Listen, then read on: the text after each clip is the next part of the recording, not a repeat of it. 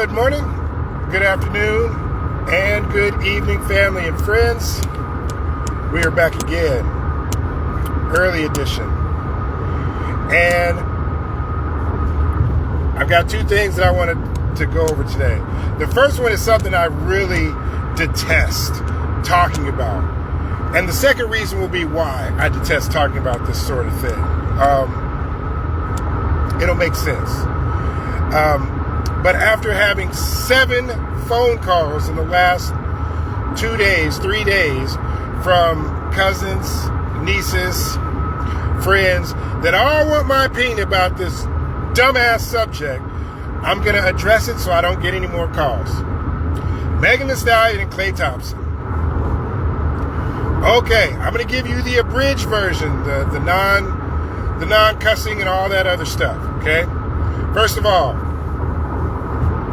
Klay Thompson knew what he was getting into when he decided to date Meg Thee Stallion. Her public persona and her public image is of a promiscuous woman who will, and even in her lyrics, will accept money for favors. On any given night where she's out or at a concert, there are 50 to 100 men that would happily date her. Maybe he didn't. Maybe after dating her, he said, you know what, this is a little bit too much. Can't do it. Whatever. All right. On the flip side, Meg Thee Stallion knew what she was getting into. He is an athlete. He is an Olympic gold medalist, a world champion basketball player. He's over 6 foot, good hair, light skin, and as a multi-millionaire. On any given night, in any city, there are 50 to 100 women in any stadium across this country that would want to date him. So they're both adults. They both knew what they were getting into. Whether or not we believe that there was an actual chance for them to have a long-term relationship is irrelevant. That is really not our business. Now, because they make it public, I guess you could say they're making it our business. But the reason why I detest talking about these subjects, okay, and that's really my final word. They both knew what they were getting into, okay? And if they weren't smart, if either one of them weren't smart enough to realize this is what it is, this is what it's not, that's their dumbass faults, okay? But the reason I really detest talking about this is because, to me, it's like the Roman Colosseum. This is a distraction for our people. And whether it's the celebrity stuff, whether it's Klay and Megan, whether it's Love and Hip Hop, whether it's The Bachelor, all these are distractions from the important stuff. Do you realize that we are in a war right now? Do you realize we're at almost $5 a gallon for gasoline in some places? Like, the things that we should be focused on and should be paying attention to are lost by the wayside by these distractions. These uncomfortable truths are masked by beautiful lies. And I'm not just saying our people, but our people have a problem with not paying attention to the political landscape of this country. And after the Supreme Court just ruled to allow,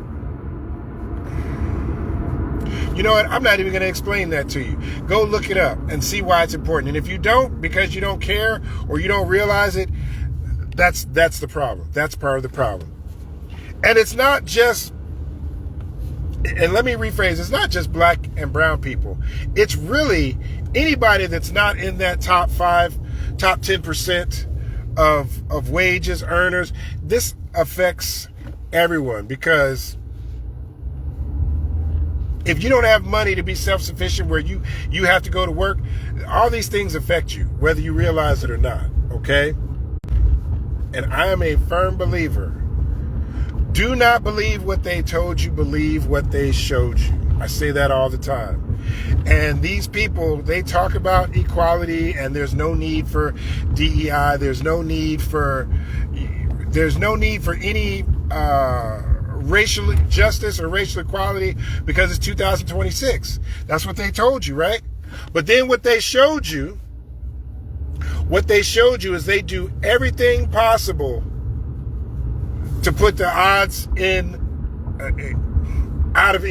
in their favor. They do everything to put the odds in their favor. I'll say it like that. Okay? So I'm really, really, really, the things that I have seen, the things that I have learned since I've been, dedicated to politics, some of the things are truly unsettling, truly frightening at what the implications and the ramifications are. And you have to be able to read between the lines and look down the tracks. You can't just look at the railroad crossing. You have to be able to look down the tracks and see what's coming, what this means, what the potential problems for you can be with the way things are currently ruled, the way things are currently judged, the way things, they don't want you voting.